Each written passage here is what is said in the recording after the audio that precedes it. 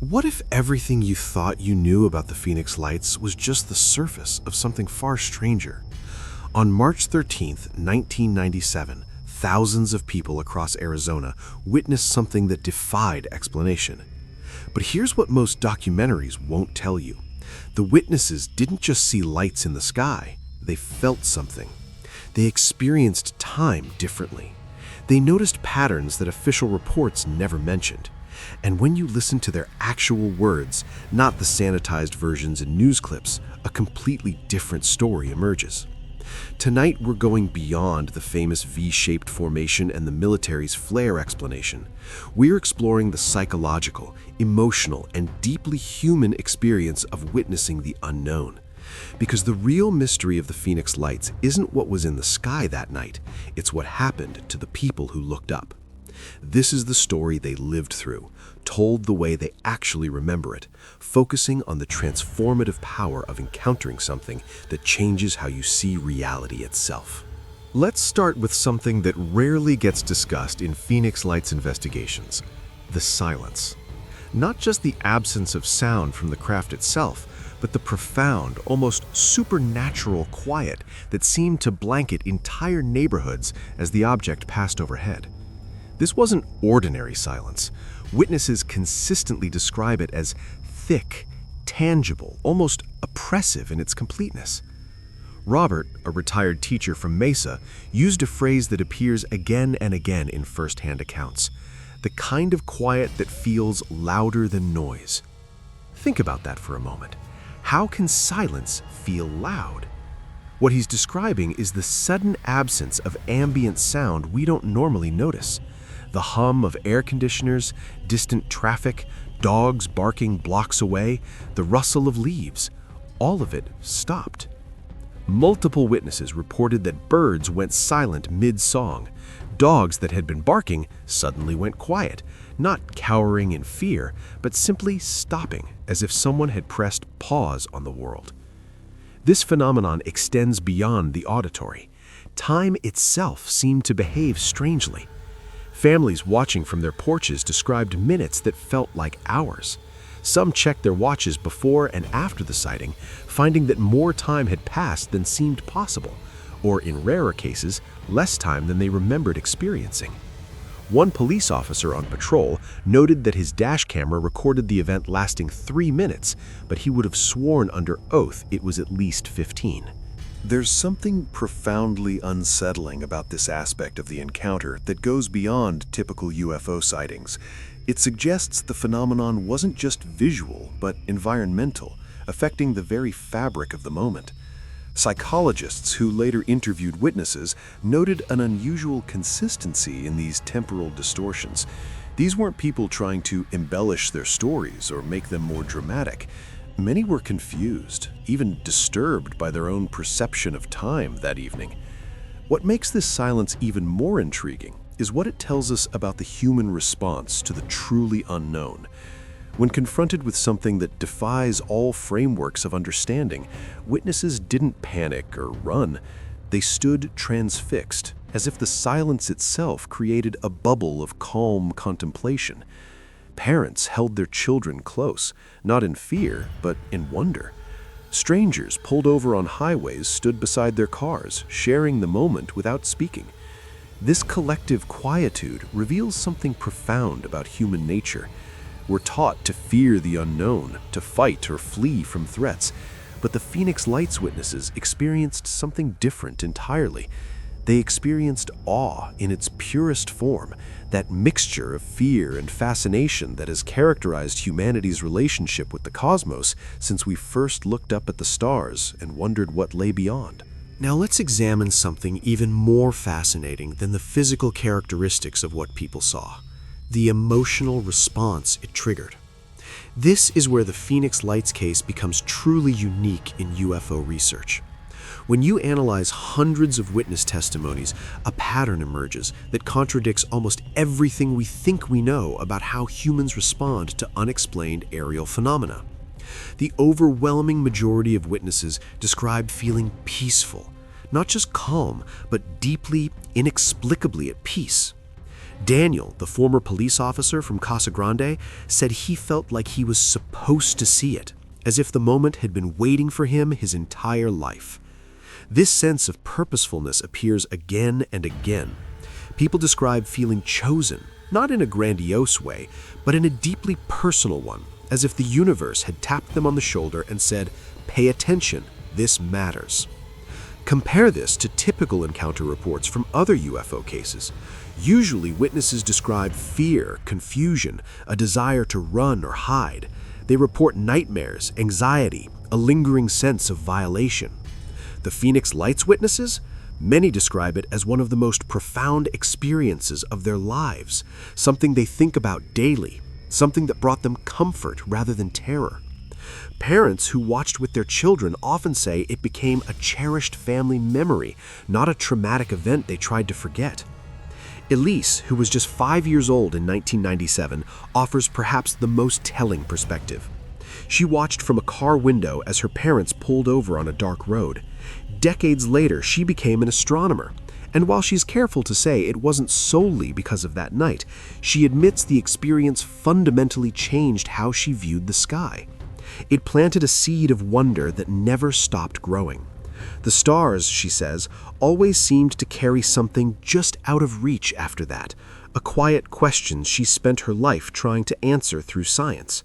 This emotional signature challenges our basic assumptions about fear and the unknown. Evolutionary psychology tells us we should be terrified of things we can't explain, especially massive objects appearing silently in the night sky. But the Phoenix Lights triggered something different in the human brain, something closer to what psychologists call the overview effect, experienced by astronauts seeing Earth from space for the first time. It's a sudden, profound shift in perspective that fundamentally alters how you see your place in the universe. What's particularly striking is how this emotional response transcended age, background, and belief system. Skeptics and believers, scientists and spiritual seekers, children and elderly adults all describe remarkably similar feelings. This suggests the response wasn't based on pre-existing beliefs about UFOs or aliens, but was somehow inherent to the experience itself. The phenomenon, whatever it was, seemed to communicate on an emotional level that bypassed rational thought entirely. Some psychologists have theorized this points to a form of mass experience that taps into something archetypal in human consciousness. The idea of benevolent watchers from above exists in nearly every human culture throughout history, from angels to ancestors to gods descending from the heavens. Perhaps the Phoenix Lights triggered something ancient in our collective psyche, a template for processing encounters with the vast and inexplicable that predates modern scientific thought.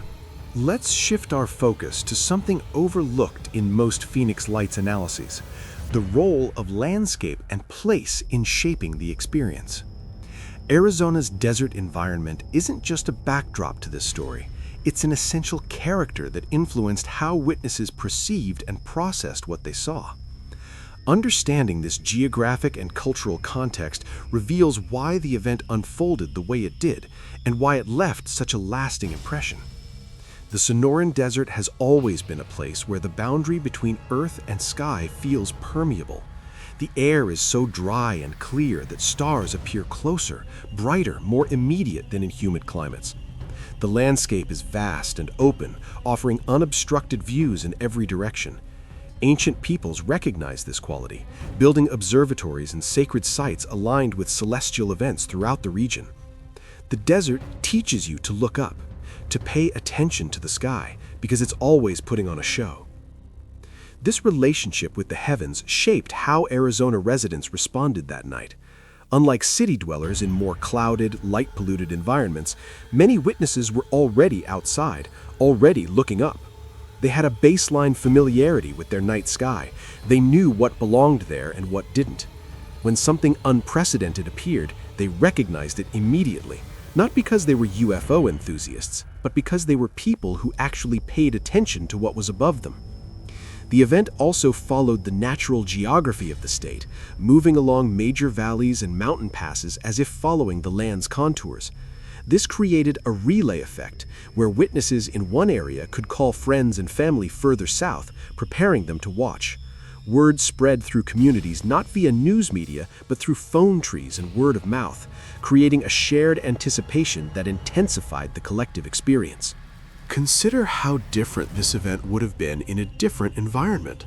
In a dense urban area with tall buildings and narrow sightlines, witnesses would have caught only glimpses, brief flashes between structures. In a heavily forested region, the canopy would have obscured much of the view.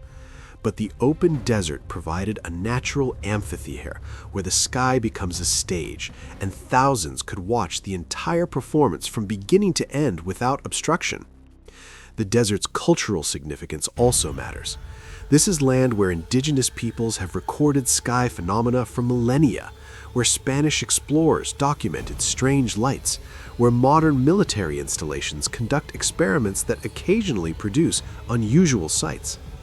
Arizona residents have a cultural literacy about unexplained aerial phenomena that differs from other regions.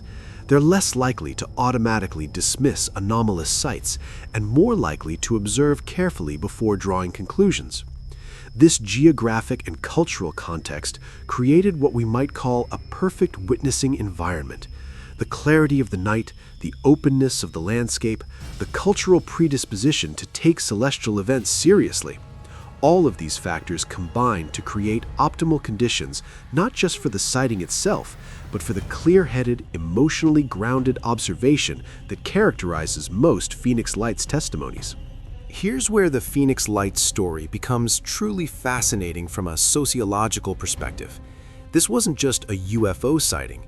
It was a mass shared experience that created instant community among strangers and reshaped social bonds in ways that persist decades later. Understanding this social dimension reveals as much about human nature as it does about the phenomenon itself. The immediate response to the sighting was remarkably communal. Strangers on streets called out to each other, pointing skyward, sharing the moment. Drivers pulled over not just to watch, but to stand together, creating impromptu gatherings of people who minutes before had been isolated in their vehicles. These spontaneous communities formed without organization or leadership, bound together solely by shared witness to something extraordinary. What's striking is how this behavior contradicts typical crowd psychology in crisis situations. When people perceive a threat, crowds tend to panic, to scatter, to prioritize individual survival. But the Phoenix Lights witnesses did the opposite. They gathered, they sought connection. Parents didn't rush children inside to safety, they called them out to watch. This collective turning toward rather than away from the phenomenon suggests people intuitively understood, perhaps on a subconscious level, that whatever this was, it didn't pose a threat. The social impact extended far beyond that single night. In the days and weeks that followed, communities engaged in collective sense-making.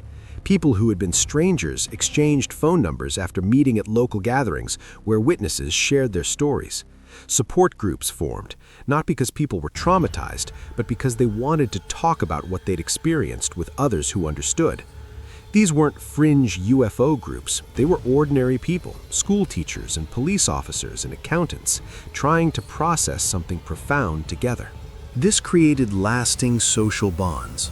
25 years later, some of these connections persist. Anniversary gatherings attract not just witnesses, but families of witnesses who've heard the stories so many times they feel like they were there. The Phoenix Lights became a shared cultural touchstone for Arizona, particularly the greater Phoenix area, in ways that transcend the UFO community. It's part of local identity now, woven into the region's story of itself. The way the event was transmitted through social networks also reveals interesting patterns. Initially, it spread through traditional methods, phone calls, face-to-face conversations, local radio. But the story's persistence and growth came through something different, through the emotional resonance it held for those who experienced it.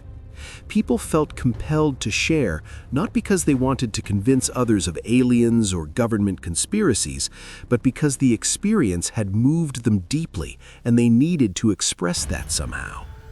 This social transmission created layers of narrative. There's the event itself, what actually happened in the sky. Then there's the personal experience, how each individual felt and interpreted what they saw. And finally, there's the collective memory, the shared story that emerged from thousands of individual testimonies and became something greater than any single account. Understanding these layers helps explain why the Phoenix Lights remain so powerful in public consciousness, while other equally well-documented sightings have faded. Now we need to address the elephant in the room, or more accurately, the silence from the sky. The official response to the Phoenix Lights, or rather the lack thereof, reveals as much about institutional blindness and the human need for narrative control as it does about the event itself. This isn't about conspiracy theories. It's about understanding how organizations respond when reality exceeds their frameworks for explanation. Luke Air Force Base's response, or non-response, presents a fascinating case study in institutional behavior under unprecedented circumstances. Here was a military installation tasked with protecting American airspace, equipped with sophisticated radar and trained personnel. And yet, when thousands of civilians reported a massive craft traversing the entire state, the official stance was essentially nothing to see here. No jets were scrambled, no emergency protocols activated.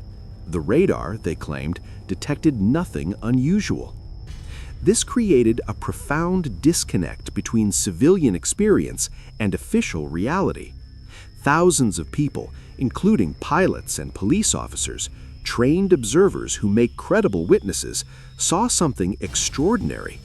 Meanwhile, the institution responsible for monitoring and protecting that very airspace claimed nothing noteworthy occurred. This gap between experienced reality and official acknowledgement created a trust deficit that persists today. The flare explanation offered days later exemplifies what psychologists call cognitive closure, the need to resolve ambiguity even with inadequate explanations. Military flares dropped during a training exercise certainly occurred that night, but the timing, location, and characteristics of the flare drop didn't match most witnesses' descriptions of what they saw earlier in the evening. Yet this explanation was seized upon because it provided an acceptable narrative, something that fit within known frameworks even if it didn't actually fit the facts. What's most revealing is how this official response shaped public discourse. It split the conversation into believers and skeptics, a false binary that missed the more interesting question: what happened to all those people psychologically and emotionally that night? Whether the phenomenon was extraterrestrial craft, classified military technology, or something else entirely, the human experience was real and significant. The official silence made it difficult to examine that experience seriously without being dismissed as a UFO enthusiast. This institutional blindness to significant civilian experience reveals a troubling pattern in how authorities handle events that don't fit established categories. When something happens that challenges fundamental assumptions about reality, the response is often to deny, minimize, or explain away rather than to investigate thoroughly and honestly. This isn't necessarily malicious, it's protective. Institutions exist to maintain order and predictability. Acknowledging that something genuinely unexplainable occurred would undermine that purpose. But this creates casualties. Witnesses who had profound experiences find themselves dismissed or marginalized. Their testimony is questioned, their credibility attacked, their stories distorted to fit acceptable narratives. This is perhaps the most lasting harm from the official response. Not that they failed to solve the mystery, but that they failed to validate the human experience at its center. As we reach the end of our journey through the Phoenix Lights phenomenon, let's return to where we started. The human experience of witnessing something that defies explanation. Because ultimately, that's what the Phoenix Lights represent. Not just an unsolved mystery about objects in the sky, but a profound meditation on how humans respond when the universe reminds us how little we truly understand. The witnesses to the Phoenix Lights were changed by their experience, not traumatized, not obsessed, but quietly transformed. They learned something fundamental about reality's capacity to surprise us, about the universe's refusal to be fully known. In a world where we increasingly believe we have everything figured out, where science and technology promise complete understanding and control, the Phoenix Lights stand as a gentle reminder that mystery persists. What makes this case so enduringly powerful isn't the search for answers. It's the recognition that some experiences transcend explanation and remain meaningful precisely because they're unexplained. The witnesses didn't need official confirmation or scientific validation to know something extraordinary had touched their lives. They carried the experience with them, let it shape how they viewed the world, used it as a touchstone for wonder in a world that often seems determined to drain magic from everything. This is perhaps the real legacy of the Phoenix Lights. Not what was in the sky that night, but what happened in the hearts and minds of those who looked up. They were reminded of their smallness in the face of cosmic vastness. They experienced awe, that rare and precious emotion that makes us feel simultaneously diminished and elevated. They shared a moment of collective wonder that bound them to strangers and to each other in ways that persist decades later. In our modern world, where every question seems answerable with a quick internet search, where mystery is treated as a temporary condition awaiting solution, events like the Phoenix Lights remind us that some questions are more valuable than any answer could be. They keep us humble. They keep us curious. They keep us looking up at the night sky with the same sense of wonder that has characterized humanity since we first became conscious of the stars. The desert still stands beneath those Arizona skies. The stars still wheel overhead in their eternal dance. And somewhere, someone is standing in the cool evening air, looking up, wondering what else might be out there watching back. That sense of possibility, that openness to the extraordinary, that willingness to embrace mystery rather than fear it, this is what the Phoenix Lights left behind. Not answers, but something more valuable, an invitation to wonder. And perhaps that's all it was ever meant to be.